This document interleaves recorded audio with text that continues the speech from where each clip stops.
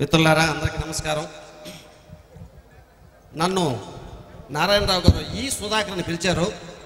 నేను ఈ సుధాకర్ని కాను, ఈదూరు సుధాకర్. సుధాకర్ చాలామంది ఉంటారు, నా ఇంటి పేరుతో సహా పిలిస్తేనే నేను ఆ సుధాకర్గా గుర్తింపు కనుక నేను ఈదూరు సుధాకర్ని. అలాగే మన నేలలో పుట్టి ఈ విత్తులు మొగ్గలై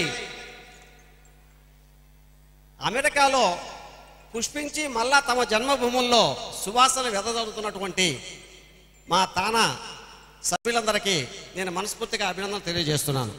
ఈరోజు కవి సమ్మేళనం కనుక కవిత్వం తప్ప ఇంకేం మాట్లాడకూడదు కనుక మనం కవిత్వమే చెప్పుకుందాం. మిత్రులారా, నిన్న రక్త బిందువులం, నేడు రక్త బంధువులం. అప్పుడప్పుడు ఇలా కలిసినప్పుడు మనం రక్తదాన శిబిరాలం, మనం ఎప్పుడూ ప్రాణ స్నేహితులం. చప్పట్లు కొట్టాలండి కవులకి. కవిత్వం చప్పట్లు కొట్టకపోతే చప్పంగా ఉంటుంది, కొట్టండి.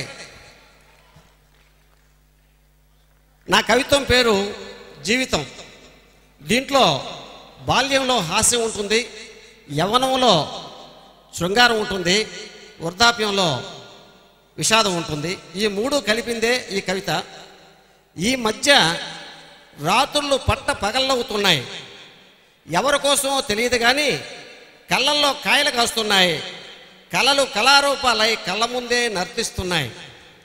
బాల్యంలో నాన్న మీసాల ముద్దుకి అమ్మ చెక్కిలిగింత అయింది. నేను మాత్రం గాలినై ఈల వేశాను.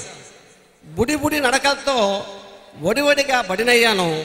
మమ్మీ డాడీల ఆశల పల్లకికి బోయినయ్యాను. ఆట లేదు, పాట లేదు, సొంత బాట లేదు. ఎండమాముల కోసం పరిగెత్తి కళ్ళు పెద్దవైనాయి, కడుపు చిన్నదయ్యింది. అమ్మ దేశాన్ని వదిలి అమెరికాలో ఉన్న ఈ ఫారిన్ కొడుక్కి నాన్న మాత్రం కట్నాల గాలాలు వేస్తూనే ఉన్నాడు. యవ్వనం హార్మోనియం పాటలో, హార్మోన్ల ఆటలో లుంగి గుడ్డలపై మోడులు చివులిస్తున్నాయి, ముళ్ళు పుష్పిస్తున్నాయి. బావిలో కప్ప బయటకు వచ్చినట్టు రాళ్ళు కూడా రసరూపాలై కవ్విస్తున్నాయి.